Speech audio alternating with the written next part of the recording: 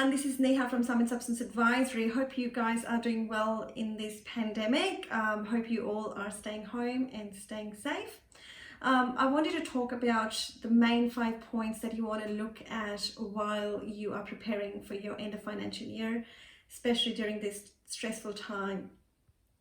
So first thing first, you want to make sure that your bookkeeping is up to date. You want to make sure your banks are reconciled. You want to double check that your accounts receivables are correct.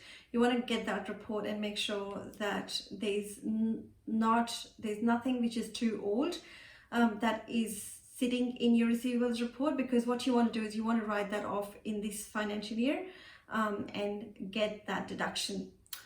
You also want to be prepared for your rental properties. When I say prepared for your rental properties, you want to make sure all the documentation is there in the cloud. If you're self-managing your rental properties, you also want to make sure that all the documents are kind of ready under each property name. I would highly recommend using an economical bookkeeping system if you're self-managing your properties. You also want to make sure you book an appointment now with your tax accountant for tax planning, who can actually help you with some strategies for saving tax.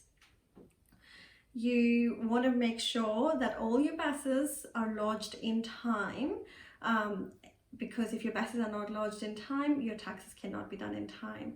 Last and really important point is paying your June quarter super before June 30 if you want to claim that deduction in FY 1920. I hope these 5 things help your end of financial year smooth your life. Thank you very much.